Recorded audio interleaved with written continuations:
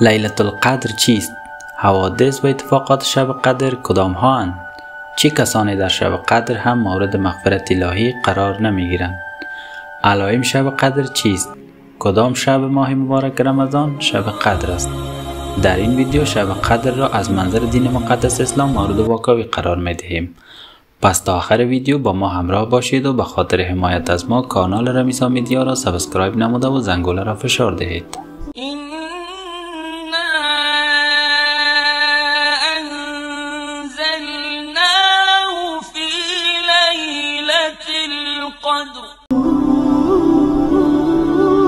در زبان عربی لیل به معنای شب است و قدر به معنای تقدیر و اندازه‌گیری آمده است.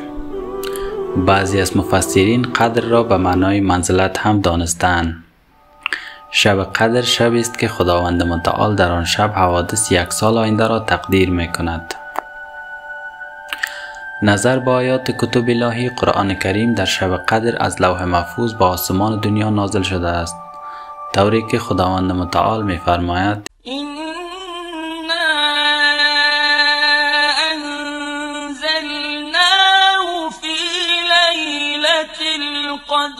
ما آن را در شب قدر نازل کردیم. در آیه دیگر نیز ما قرآن را در شب مبارک و فرخنده قدر نازل کردیم، زیرا که ما همواره هشدار دهنده بوده ایم.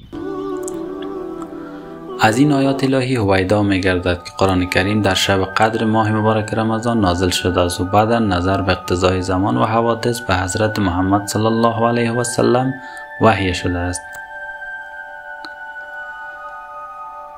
در شب قدر به امر خداوند متعال فرشتگان آسمان به رهبری جبرئیل امین برای تقدیر و تعیین سرنوشت‌ها و آوردن هر خیر و برکتی به زمین فرود می آیند، طوری که در این مورد خداوند متعال می فرماید تنزل الملائکة والروح فیها بإذن ربهم من كل امر. فرشتگان و روح در آن شب به فرمان پروردگارشان برای انجام هر کاری نازل می شوند. شب قدر شب سلامتی، رحمت و برکت خداوند متعال است و بهتر از 1000 ماه است که بیش از 80 سال عمر انسان می شود و وقتی فرشتگان در آن شب به بندگان خداوند متعال می رسند که مشغول عبادتند سلام می دهند، طوری که در این مورد خداوند متعال می فرماید سلام هی حتی مطلع الفجر. آن شب تا طلوع فجر سلامت و رحمت باشد.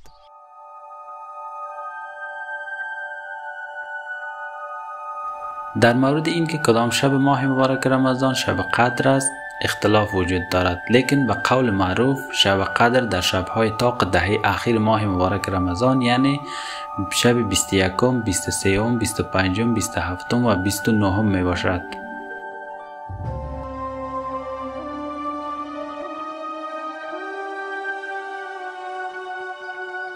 نظر به قول پیامبر اسلام صلی الله علیه و سلم در شب قدر باران خواهد بارید و فردای آن روز به نسبت رفتن فرشتگان به آسمان آفتاب کم نور خواهد بود.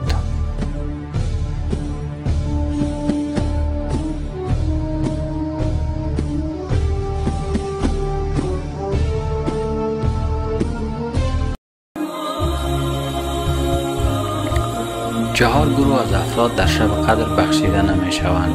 نظر به روایات در شب قدر 4 گروه از مسلمانان اگر توبه نکنند و عمل خویش را ترک نکنند بخشیده نخواهند شد. گروه اول کسانی هستند که شرابخورند و دائم الخمر، بدون شراب زندگی کرده نمی توانند.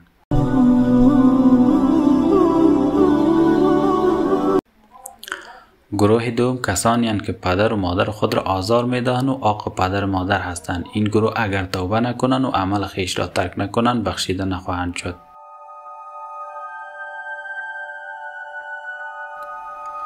گروه سوم انسان‌های کینه‌توزی هستند که نسبت به برادر و خواهر خود کینه دارند. اینها هم در شب قدر بخشیده نخواهند شد.